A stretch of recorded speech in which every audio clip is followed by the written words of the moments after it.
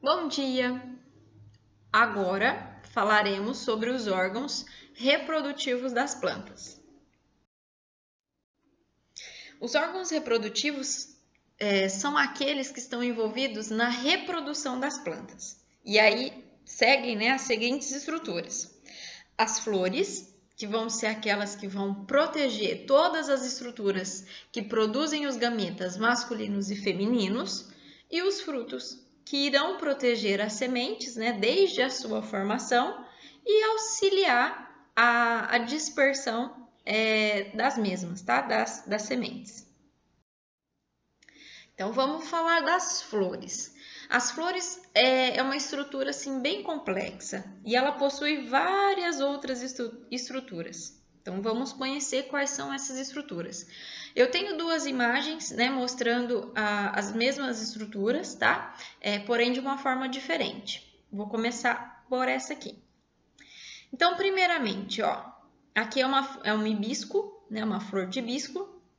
Então, ela é formada, a estrutura flor é formada pelo pedúnculo, pelas sépalas, a sépala, gente, é a folhinha verde, tá? Pelas pétalas, então aqui as pétalas normalmente são coloridas, para atrair, para chamar atenção. Depois, o receptáculo, aqui o receptáculo, o ovário, o óvulo, subindo aqui do receptáculo o estilete e aqui na ponta o estigma. Depois, aqui em amarelinho, nós temos o filete e aqui na ponta a antera, ok? Então, como estruturas da flor, nós temos pedúnculo, sépala, pétala, receptáculo, ovário, óvulos, estilete, estigma, antera e filete. Tranquilo? Agora, vamos olhar essa outra parte aqui, essa outra flor, e aí nós separamos em estruturas masculinas e estruturas femininas, tá? Então, pedúnculo, aqui, receptáculo, aqui embaixo, sépala, em verdinho, e pétalas. Beleza? Agora vamos conhecer quais são as estruturas que formam o carpelo ou pistilo, que são as estruturas femininas. São elas: ovário, óvulo, estilete, subindo, e estigma.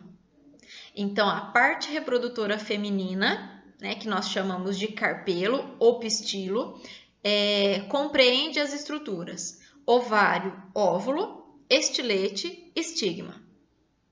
Já a parte masculina da flor, nós temos o filete e a antera, onde serão produzidos os grãos de pólen, que são os gametas masculinos.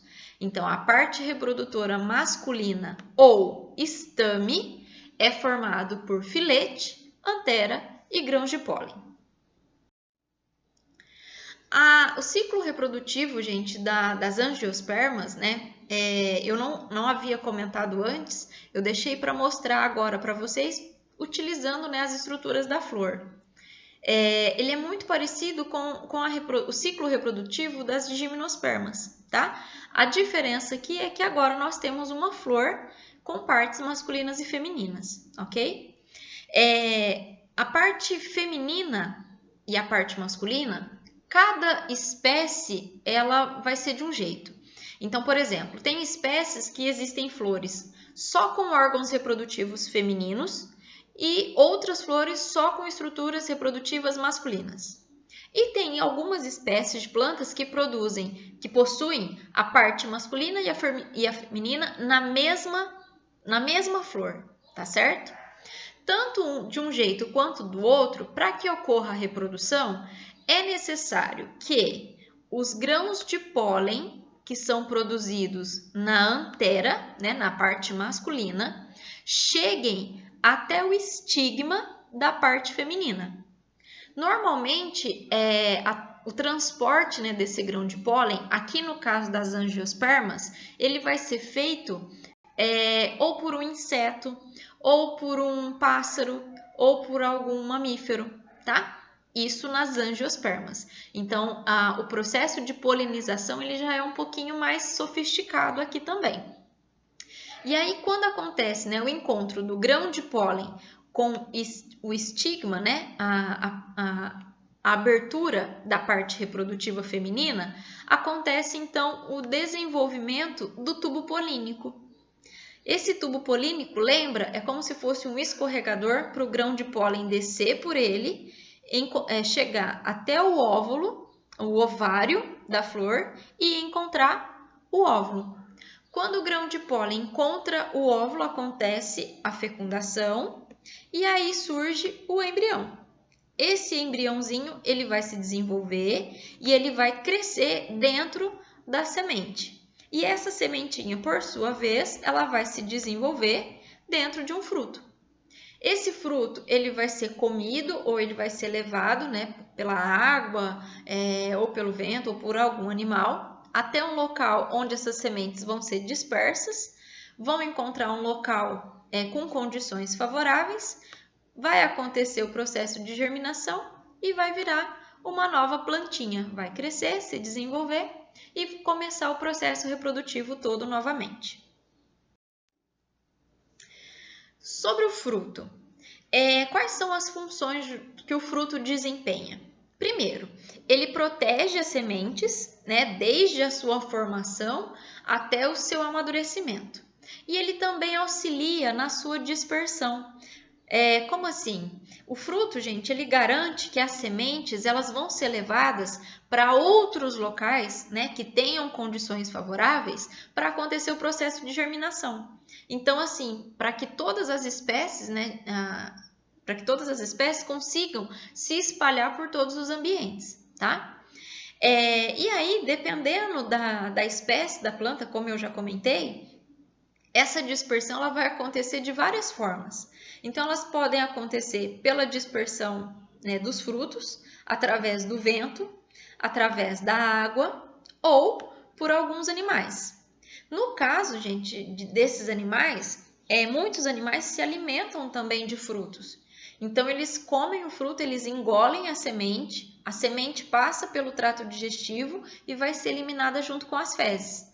Normalmente, como esses animais transitam, né, de um local para o outro, então essas fezes vão ser liberadas em outros locais, longe, né, daquele local que ele havia comido o fruto. Então, isso facilita a dispersão da semente e a germinação delas futuramente, né, e o crescimento dessa espécie em outros lugares, ok? E tem algumas espécies também que apresentam algumas estruturas que têm a capacidade de grudar no pelo de animais, como o carrapicho. Provavelmente vocês já devem ter encontrado isso em algum momento da vida. Eles grudam na roupa, grudam no sapato, e é uma maneira que o carrapicho desenvolveu para se dispersar pelos ambientes. Quando a gente fala de frutos, obviamente, a gente fala da classificação, né? Existem classificações sobre eles. Mas o que é o fruto, então? O fruto, gente, ele nada mais é que o desenvolvimento do ovário da flor. Então, depois que o grão de pólen encontrou o óvulo, vai acontecer a fecundação. E aí, dessa fecundação, o ovário começa a se desenvolver, ele começa a crescer, a inchar, e aí forma o fruto. Então, os frutos que nós comemos nada mais é que o desenvolvimento do ovário da flor. E aí nós temos dois tipos de frutos. Quando a gente come um fruto e ele tem uma massinha, ele é todo maçudinho, como o tomate, ó. Aqui a gente vê bem essa massinha. Esse tipo de fruto ele é classificado como carnoso. Agora, esse tipo de fruto aqui, ó, como a vagem, ele não tem essa massinha que normalmente a gente come, é um tipo de fruto seco, onde as sementes estão abrigadas, tá? Mas mesmo assim, nós nos alimentamos de vagem também, mas ele é um fruto seco. Agora, tem algumas exceções. Existem alguns frutos que não acontece, eles não surgem do desenvolvimento do ovário, mas sim do desenvolvimento de outra parte da planta, como por exemplo a maçã. A maçã, quem se desenvolve depois da fecundação, né, do grão de pólen até o óvulo, é o receptáculo floral. Então, o que nós comemos é o receptáculo floral da flor, tá? E acontece também, e quando o fruto ele acontece desenvolvimento de outra parte da flor, nós chamamos de pseudofrutos, tá? Pseudo significa falso fruto. E existem também os pseudofrutos múltiplos, como o caso do abacaxi, do morango. Quem se desenvolve aqui são as inflorescências. Então, são várias flores que aconteceu o processo de reprodução e elas se desenvolvem ao mesmo tempo. Como elas se desenvolvem ao mesmo tempo, elas vão se unindo e formando uma infrutescência, né? São vários frutinhos no mesmo. Em relação à semente é aquela estrutura, então, que ela vai abrigar o embrião, né? E aí, se eu tenho uma flor que ela possui um óvulo apenas dentro do ovário, ela vai produzir, então, uma semente, apenas uma semente. Como exemplo, nós temos o abacate ou o pêssego. Então, esse tipo de fruto, ele tem uma semente apenas. Agora, se o ovário possui vários óvulos, ele irá formar várias sementes, como acontece com o mamão, com a laranja, com o limão, entre outros, tá?